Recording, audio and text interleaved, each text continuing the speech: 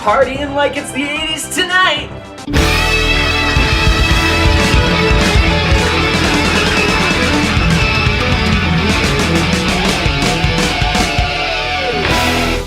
Let's not waste any time here. It's August 6th. 30 years ago today, the original Metroid was released for the Famicom Disk System on Japanese shores. It ain't no secret. You guys know it, and I know it. It ain't exactly obscure knowledge that Metroid is my favorite game series of all time. But what is obscure knowledge is that I, Chip RobTroid Roberts, have never actually beaten the original Metroid. Until tonight.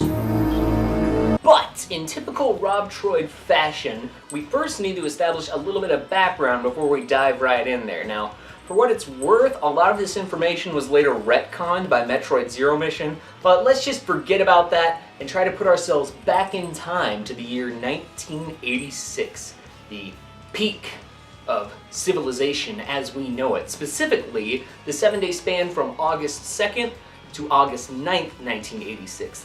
August 2nd marks the day that my very favorite album by my very favorite band was released, Vinnie Vincent Invasion. And August 6th marks the day that my very favorite video game series, Metroid, debuted.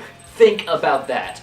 My favorite band and my favorite game debuted within the same 7 days of each other. That is some crazy shit. Now, I know it's not Metroid month, but fuck it. Background: Cosmic Year 2000. The Galactic Federation is formed to unify the galaxy and bring about peace, but space pirates start seizing caravans and ships. Due to the vastness of space and the limited police force available, space hunters are employed to cruise deep space and hunt down the space pirates. It is now year 20X5, History of the Cosmos. A deep space research vessel containing Metroid, an organism capable of sucking the life energy from other living beings, is hijacked by the space pirates, who plan to expose it to beta rays over the course of 24 hours in an effort to multiply it. The Galactic Federation has attempted to attack the pirates at their stronghold on Zebes, but the fortress is impenetrable to all but except one cybernetic man, Samus Aran. Also, Mother Brain's there. Stop dreaming and start driving, Stevie!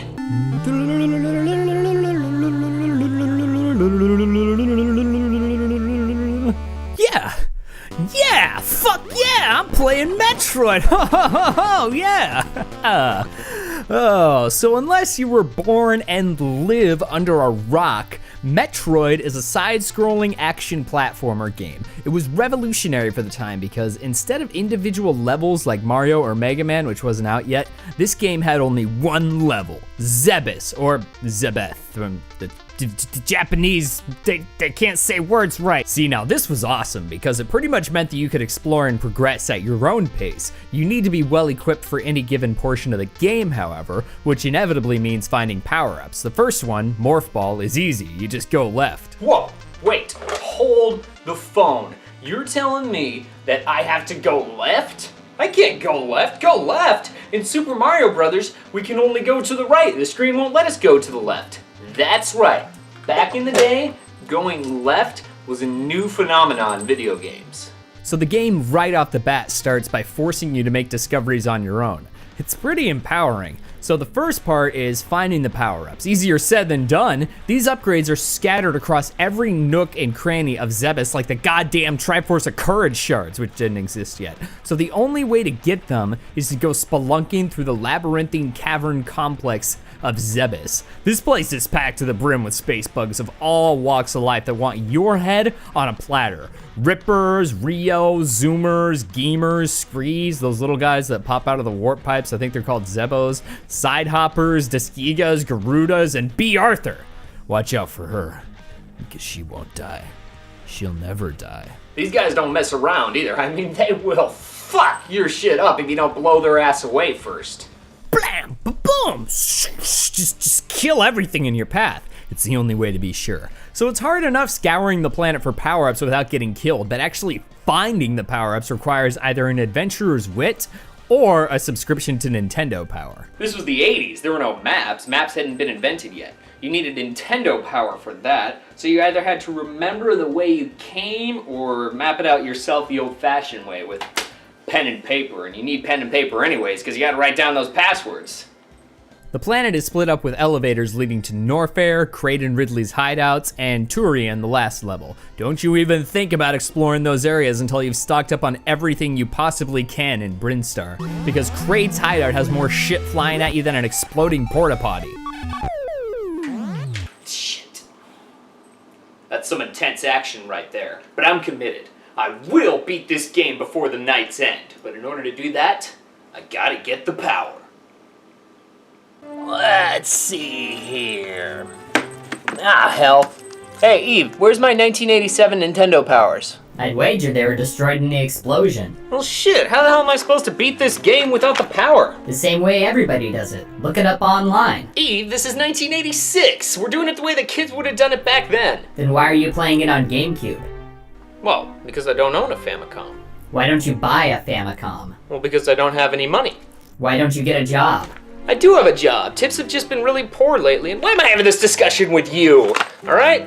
I don't need your attitude. I'm doing this genuine because you're a dirtbag poo-poo meanie head, and I'm going to sign on to the internet that doesn't exist yet using my very modern Commodore 64 family computer. Oh, look at that, it worked. Not really sure how, but hey, Jimmy Crack Corn? Now go fly! Just look at how far I've progressed. I'm already to Kraid, who's always been one of my very favorite Metroid bosses. Actually, if you stop to think and look at it, it's kind of interesting that out of all the Metroid games, the first one, the original one, is the odd one out, but I guess that's true in most cases, actually. The original Godzilla is different from the others. Samus and Kraid are in that too. I've always liked the look of the characters and enemies in the original Metroid too. Kraid's got that cool, long green hair. Ridley's all fucked up looking with a snout and weird spider eyes. So cool.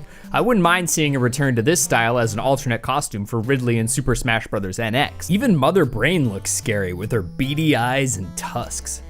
Creepy. You know the thing about Mother Brain, she's got lifeless eyes, black eyes, like a doll's eyes. When she comes at you, doesn't seem to be living, till she shoots the Zebetites at you, and those black eyes roll over white, and then you hear that terrible high-pitched screaming, and the ocean turns red because of all the lava. In spite all the pounding and the hollering, they all come in and rip you to pieces. And I like Samus's look too. He, since kids didn't know his real gender at the time, has that neat tube going into the arm cannon that I always thought looked cool. Speaking of Samus's gender, they're referred to as masculine cyborg in the instruction book. That's what's neat about these old NES games, is that the story is fleshed out in the instruction booklet, while the middle and end portions are in the games themselves. If you wanted to conclude the story, you have to beat the game, and it's like pulling fucking teeth over here. This is a joke. No, seriously, this is a joke. Nintendo was trolling us this entire time. They never predicted that anybody would actually be able to beat this game, let alone under the time limit that you're supposed to do, so they were probably just sitting in a room like, hey, you know what would be really funny? What if we made the main character like a chick? Well, what, a chick? What are you talking about? No one's gonna beat this game anyways. Well, let's make her a chick, just see what happens. Come on, dude, it'll be funny. And then a legend was born. How did kids in the 80s ever beat this without cheating? That's the only way that I can think of, but I'm not doing that. I want to do this the way that they would have done it in the good old days. Kids back then didn't use cheats. Yes, they did. Oh yeah, they did. Ha! Yeah, this is how the game was meant to be played, with a leotard-clad Samus and leg warmers. This encompasses almost everything that I love about the 80s. This and hair metal.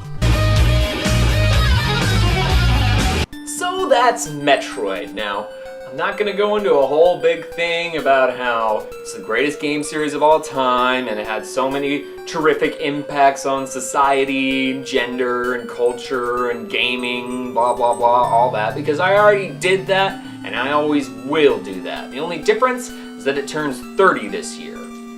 In Japan, next year I get to celebrate the 30th anniversary of its release in the States, America!